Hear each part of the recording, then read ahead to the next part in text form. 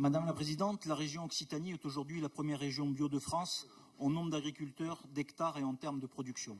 Alors que vient d'être lancée la seconde phase des États généraux, consacrée à une alimentation saine, sûre, durable et accessible à tous, le bio se place au centre du débat. Tiré par la demande des consommateurs, l'agriculture biologique a le vent en poupe et semble plus que jamais s'imposer comme le modèle alternatif à une agriculture conventionnelle en pleine crise.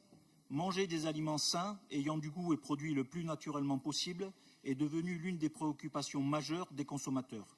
Pour l'instant, les signes envoyés par le gouvernement sont contradictoires. Le ministre de l'Agriculture et de l'Alimentation a annoncé que l'État ne participerait plus aux aides au maintien. Ces aides, obtenues il y a quelques années de haute lutte, étaient une reconnaissance des effets positifs pour l'environnement, et notamment pour l'eau, de ce mode de production sans pesticides chimiques ni engrais de synthèse, car l'agriculture chimique pollue et coûte extrêmement cher à la société.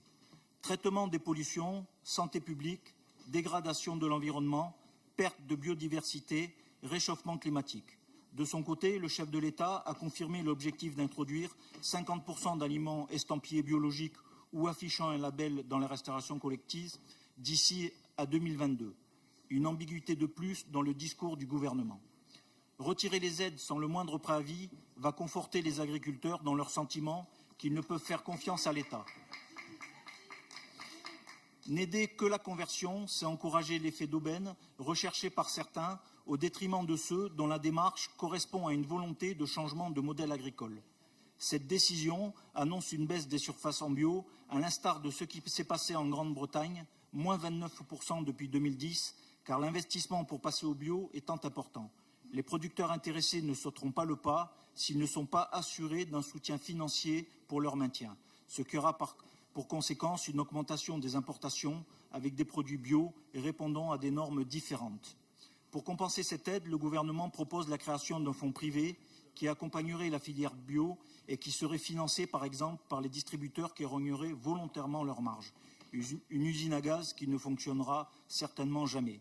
D'ailleurs, le ministre attend des États généraux de l'alimentation qu'ils élaborent des propositions en ce sens. Pour résumer, il laisse le soin aux régions de prendre le relais.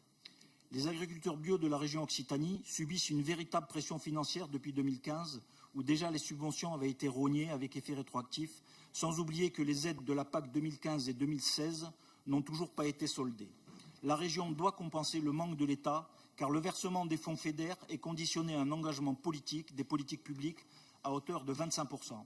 Sinon, cela remettra en cause le modèle économique de la filière et la parole des pouvoirs publics, entraînant une chute considérable de la production en bio.